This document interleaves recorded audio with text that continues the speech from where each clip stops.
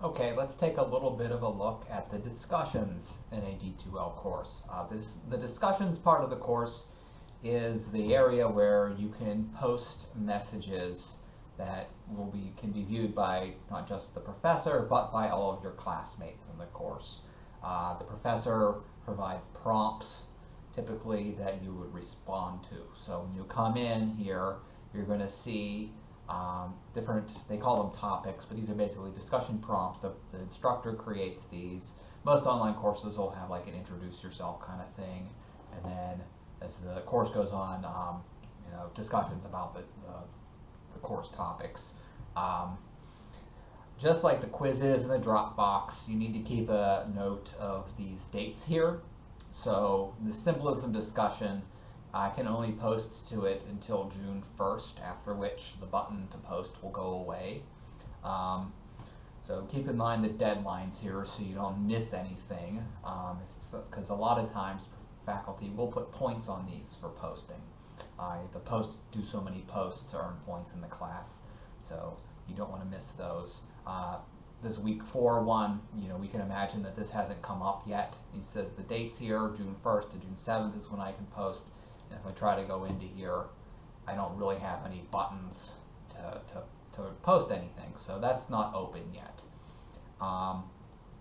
So how to use this? So if there's an open discussion prompt and I want to post to it, if I click on its title, there is a button here that says start a new thread.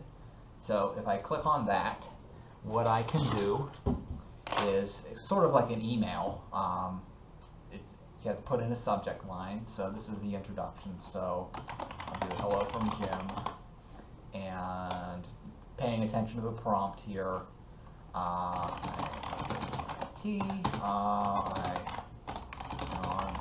a web developer. I'm from Oakdale, and so on and so forth. So you can write as much as you want in here. There are controls at the top to change the font. You could insert a picture if you wanted with that little graphic there. You click that, a button opens up, and you can put a picture into your post if you had a selfie. Faculty occasionally add that. You could also add attachments. So occasionally in the course, faculty might ask you, hey, can you share your paper? Can you share a PowerPoint presentation? Post your paper, post your PowerPoint to the discussion board. To do that, you would look under here where it says add attachments. You can put anything you want onto this post. Anything you put here, your classmates would be able to open and look at. If you hit subscribe to this thread, what happens is you'll get an email anytime somebody responds to you. So if you want to keep up with the discussion and not have to check D2L all the time, you can check that, and you'll get a note in your rock mail if somebody responds to you. So if you hit post, there it is for my classmates to read. So if I want to look at my other classmates' stuff, so my post is up there now. If I want to respond to other classmates, usually the grading procedure for these will be, your professor will say, do a main post, start a thread, but also reply to 3 other people's posts to earn all the points. So if I want to respond to Bill here, the way to respond, if you look at the post right now, it just gives you a preview of what the text is. If I want to respond to this, a lot of people ask, hey, where's the button to respond? You have to click on the title up here.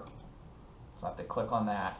This takes me into here, and then I get a reply button. So I can say, hi, Bill.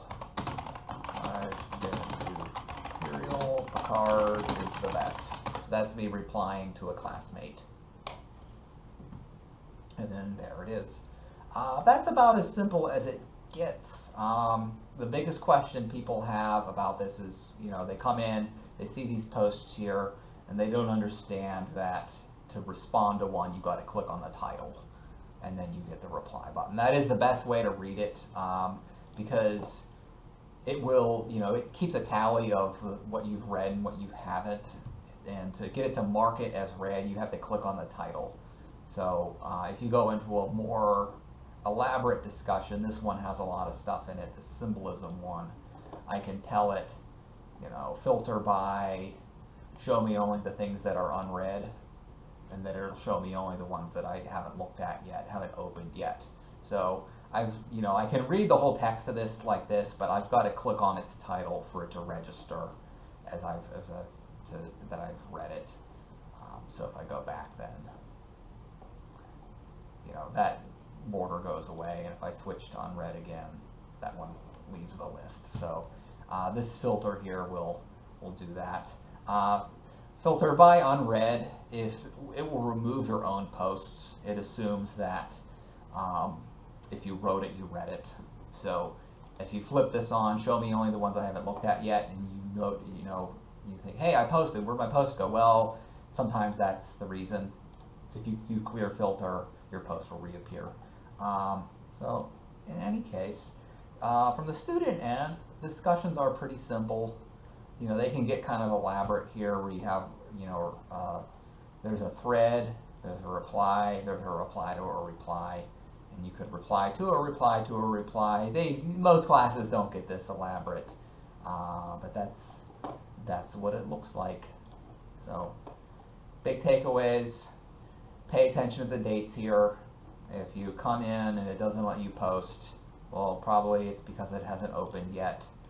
The other big takeaway is if you want to respond to somebody, if you want to do the reply, you got to click on the title.